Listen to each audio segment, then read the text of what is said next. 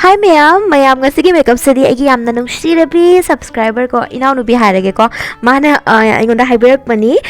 red saree makeup to biroina ko aduni mayam yang minaresi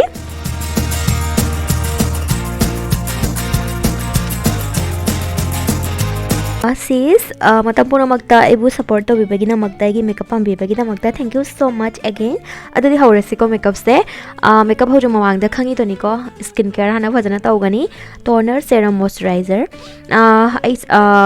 moisturizer ama lawraga taire aduga makeup ki ahan steps adi primer ama lawrani hojik tairani aina lawrse fit me gi primer ni ꯑꯩꯈꯣꯏꯒꯤ ꯃꯥꯏꯒꯤ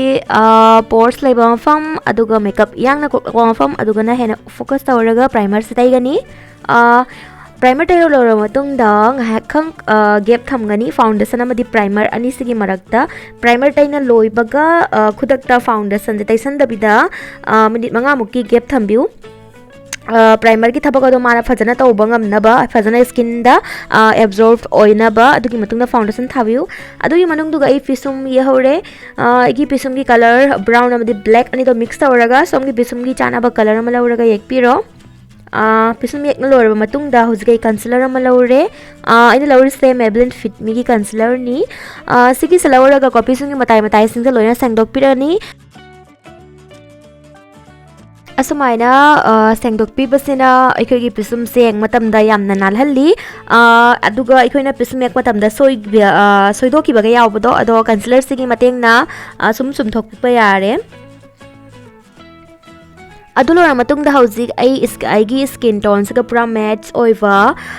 concealer ama lawre ko dark duk leiba singdo cover tawna bagi damakta mai se khara dark duk tabani mayam handak se sigi se aina chak thongbada mayam tan hawbada thau chungakta ne dark yam leirabani handak se ado mayam dark duk leiba mafam sing somna cover tawningba jaga singdo loina concealer ki matengna som cover tawba yare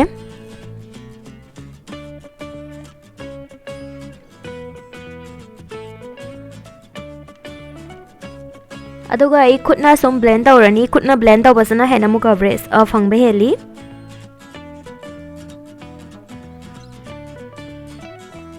dark du kari ka ikona sumaina blend tawgadaba cover tawgadaba oragadi ko khutna sum blend tawbiu asina mu hena khoi gi foundation ro magi coverage to hena phangba hen bani abako aduna ai hoje khutna sum blend tawrani dep tawna mayam drag haidi chingdabi da ko sumaina ina blend tawriba mongsta dep sumaina bobo launa thabi raga ko adumaina blend tawbiu ado meet makha se under eye se asida ina tai howdre ado amuk under eye damu tai re aduga ai sumaina blend tawrani amuka khutna sum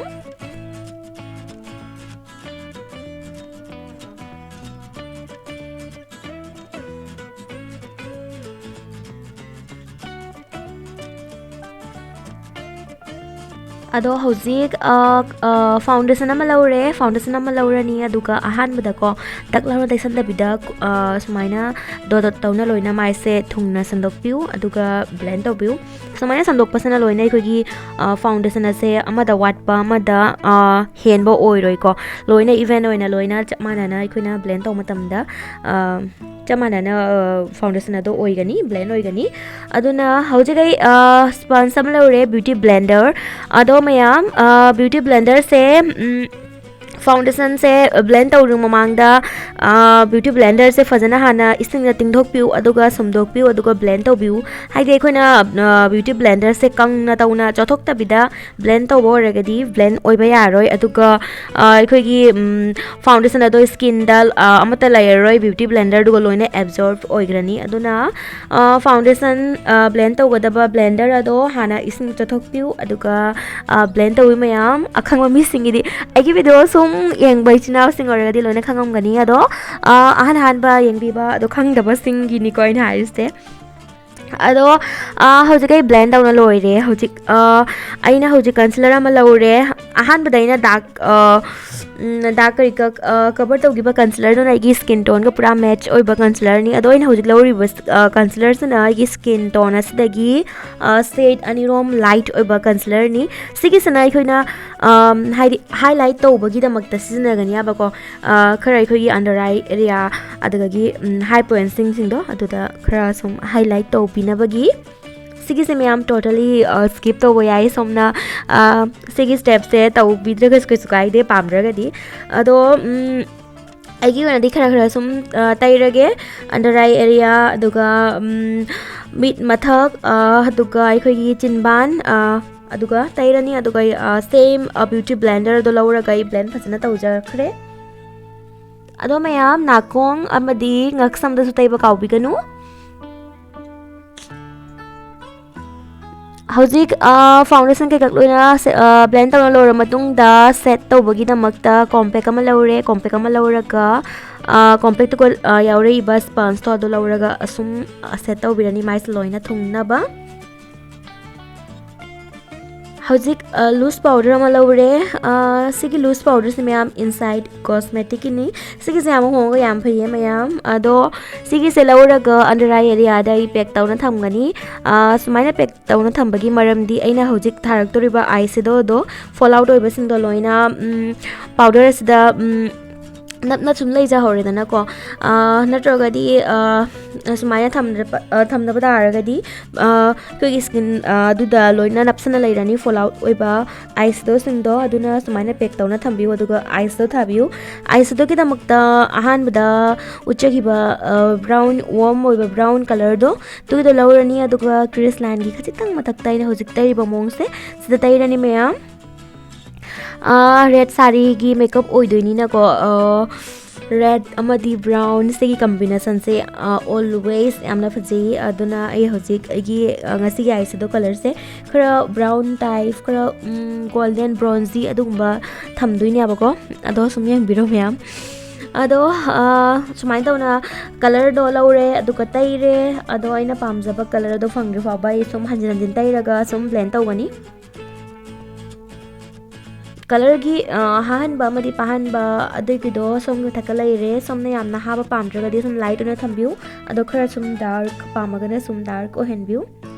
colour ꯏꯟꯇꯦꯟꯁꯤꯇꯤꯗꯣ ꯁꯣꯝꯅ ꯁꯨꯝ ꯍꯦꯟꯒꯠꯍꯟꯕ ꯋꯥꯠꯊꯍꯟꯕ ꯁꯨꯝ ꯌꯥꯔꯦ ꯑꯗꯣ ꯍꯧꯖꯤꯛ ꯑꯩꯅ ꯁꯤꯒꯤ ꯁꯤꯃꯔꯤ ꯀꯂꯔꯁꯤꯒꯤ ꯕ꯭ꯔꯣꯟꯖꯤ copper ꯑꯗꯨꯃꯥꯏꯅꯅꯦꯕꯀꯣ ꯃꯌꯥꯝ ꯚꯤꯗꯤꯑꯣꯁꯦ ꯌꯦꯡꯕꯤꯔꯣ ꯑꯗꯨ ꯀꯩꯅꯣ ꯑꯍꯥꯟꯕꯗꯀꯣ ꯑꯩꯅ ꯈꯨꯠꯅ ꯂꯧꯔꯒ ꯇꯩꯔꯦ ꯁꯤꯃꯔꯤ ꯁꯦꯠꯅꯤꯀꯣ ꯑꯗꯨꯒ ꯈꯨꯠꯅ ꯇꯩꯕꯅꯤꯅ ꯀꯨꯅꯥ ꯀꯥꯆꯤꯟ ꯌꯧꯗꯦꯗꯅꯀꯣ ꯑꯗꯨꯅ ꯑꯩ ꯕ꯭ꯔꯁ ꯑꯃ ꯂꯧꯔꯒ ꯂꯣꯏꯅ ꯀꯨꯅꯥ ꯀꯥꯆꯤꯟ ꯌꯧꯅ ꯁꯨꯃꯥꯏꯅ ꯇꯩꯔꯅꯤ ꯑꯥꯏꯂꯤꯠ ꯑꯁꯦ ꯄꯨꯔꯥ ꯊꯨꯡꯅꯕ ꯍꯧꯖꯤꯛ ꯁꯤꯒꯤ ꯈꯔ ꯗꯥꯔꯛ ꯑꯣꯏꯕ ꯕ꯭ꯔꯥꯎꯟ ꯁꯤꯒꯤ ꯀꯂꯔꯁꯤ ꯂꯧꯔꯅꯤ ꯂꯧꯔꯒ ꯍꯧꯖꯤꯛ ꯁꯤꯃꯔ ꯇꯩꯈꯤꯕ ꯁꯤꯒꯤ ꯂꯥꯏꯟꯁꯦ ꯁꯤꯒꯤꯁꯦ ꯐꯖꯅ ꯕ꯭ꯂꯦꯟ ꯇꯧꯕꯤꯒꯅꯤ ꯂꯥꯏꯟ ꯑꯁꯦ ꯎꯗꯅꯕ ꯍꯥꯔꯁ ꯂꯥꯏꯟ ꯑꯃꯠꯇ ꯎꯗꯅꯕ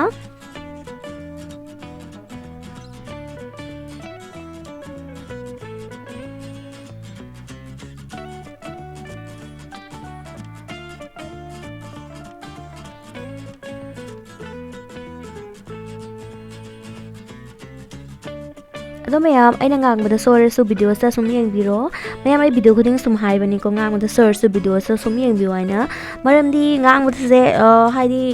ꯍꯦꯟꯅ ꯍꯩꯇꯕꯅꯤꯅꯀꯣ ꯍꯦꯛꯇ ꯁꯣꯏꯈꯤꯕꯀꯣ ꯑꯗꯣ ꯐꯔꯦ ꯃꯌꯥꯝ ꯍꯧꯖꯤꯛ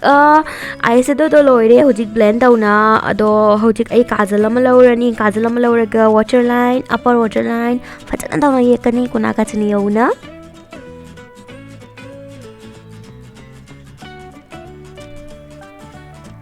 ꯑꯗꯨꯒ ꯁꯤꯒꯤ ꯕ꯭ꯔꯥꯎꯟ ꯀꯂꯔꯁꯤ ꯂꯧꯔꯅꯤ ꯂꯧꯔꯒ ꯀꯥꯖꯜ ꯑꯁꯦ ꯐꯖꯅ ꯁ꯭ꯃꯁ ꯇꯧꯒꯅꯤ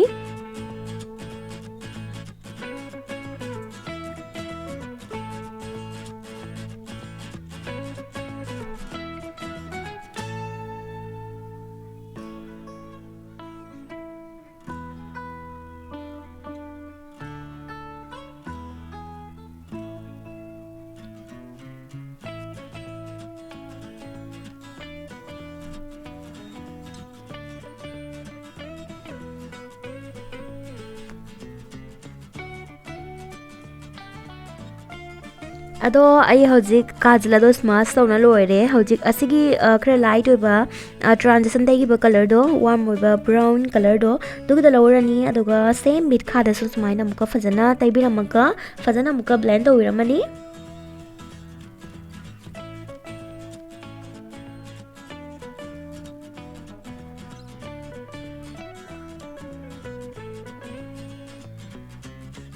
ꯑꯗꯨꯒ ꯑꯥꯏꯂꯥꯏꯅꯔꯒꯤ ꯃꯍꯨꯠꯇ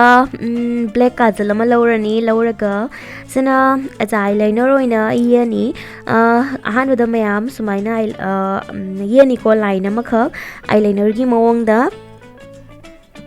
ꯑꯗꯨꯒ ꯀꯣ ꯍꯧꯖꯤꯛꯀꯤ ꯕ꯭ꯔꯥꯎꯟ ꯈꯔ ꯗꯥꯔꯛ ꯑꯣꯏꯕ ꯕ꯭ꯔꯥꯎꯟ ꯀꯂꯔꯗꯣ ꯑꯗꯨꯒꯤꯗꯣ ꯂꯧꯔꯅꯤ ꯂꯧꯔꯒ ꯁꯤꯒꯤꯁꯦ ꯁ꯭ꯃꯥꯁ ꯇꯧꯕꯤꯗꯣꯏꯅꯤ ꯁꯨꯃꯥꯏꯅ ꯃꯌꯥꯝ ꯁ꯭ꯃꯥꯁ ꯇꯧꯕꯁꯦ ꯅ ꯍꯦꯟꯅ ꯑꯃꯨꯛ ꯑꯩꯈꯣꯏꯒꯤ ꯃꯤꯠꯇꯣ ꯌꯦꯡꯉꯛꯄ ꯃꯇꯝꯗ ꯌꯥꯝꯅ ꯁꯣꯐꯠ ꯑꯣꯏꯕ ꯂꯨꯛ ꯑꯃ ꯄꯤꯕꯤꯒꯅꯤ ꯔꯥꯁꯤ ꯑꯃ ꯊꯣꯛꯍꯟꯕꯅꯤ ꯃꯌꯥꯝꯁꯨ ꯇ꯭ꯔꯥꯏ ꯇꯧꯅꯤ ꯌꯦꯡꯉꯣ ꯁꯨꯃꯥꯏꯅ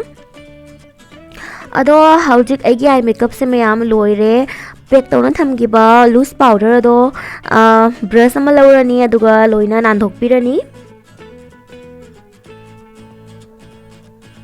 ꯍꯧꯖꯤꯛ ꯃꯤꯠꯀꯤ ꯏꯅꯔ ꯀꯣꯔꯅꯔ ꯑꯗꯨꯗ ꯍꯥꯏꯂꯥꯏꯇꯔ ꯍꯥꯞꯄꯤꯔꯅꯤ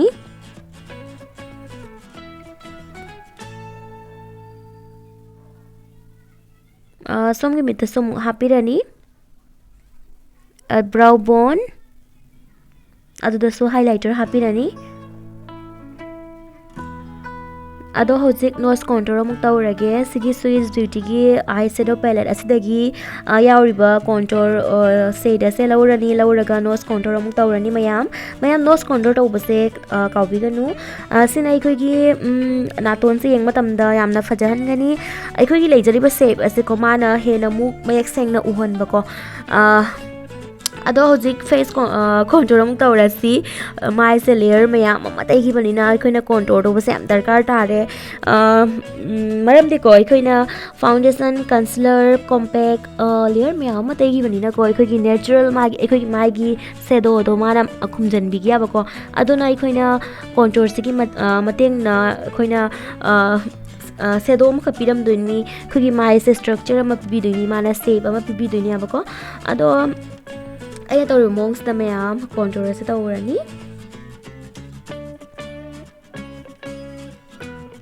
ꯑꯁꯨꯃꯥꯏꯅ ꯂꯥꯏꯕꯛꯀ ꯈꯔ ꯁꯥꯡꯇꯛ ꯇꯧꯕꯒ ꯂꯩꯗꯅꯀꯣ ꯑꯗꯣ ꯀꯣꯟꯇꯣꯔꯁꯤꯒꯤ ꯃꯇꯦꯡꯅ ꯈꯔ ꯁꯨꯝ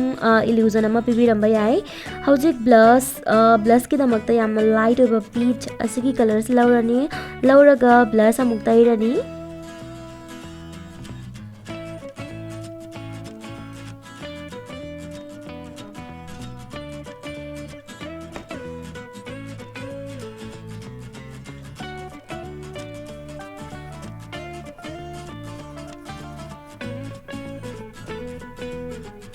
ꯕ꯭ꯂꯁꯇꯅ ꯂꯣꯏꯔꯦ ꯍꯧꯖꯤꯛ ꯍꯥꯏꯂꯥꯏꯇꯔ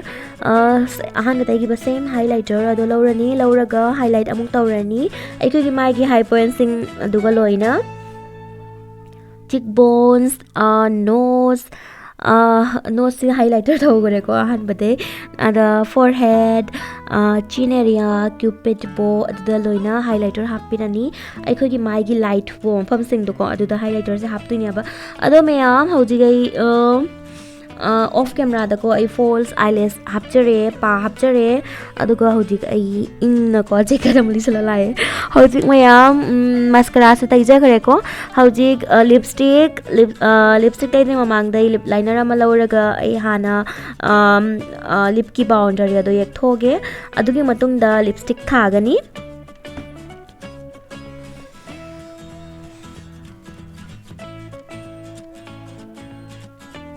लिपस्टिक कलर से इन हौजिक लौरिबा कलर से खरा रेड कलर नि आबा रेड और सो अखोगी खरा ब्राउन टोन चंगबा रेड कलर नि असिक लौरगा मयाम तैरानी अदो सोमना पामजबा कलर अमा लौरगा सुम तैबा यारे सिगिजे हाई एना खलगदि खरा न्यू टोन दा चलसु यानी अदुगा अमुक रेड कलर गुम्बा पाम्बा ओरगदि दोसु दुम तैबा यारनी मैरून कलर का सु फजगनी मयाम ngasi आई मेकअप से अयामा मचु पुना मकलोइना फजगनी अदो हौजिक आइदि मौनी नको बिंदी अमा सम नमजलगे अदो आइसिदा को look hari ani hum sum utlakya ba ko mayam ahar magi look sinaina sigi se silver jhumki ado se jale mayam ado mayam ai noi se ko ai se pose ni kain ta huzari mi aba ado ithana dum nok ni aktana ko ado mayam ahan bai look sina seni ado second ke look sina seni aina bindi do lauthoe lauthoga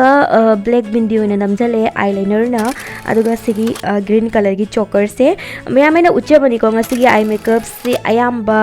machugi jewelry khuding makkas pakchani pakchagani haiba do ko mayam adu mayam so try te buyu aduga igi ngasigi video se pambira ga di there comment box haibira mo pame pam de haina aduga pamra di like share and subscribe to bira mo ngasigi bye bye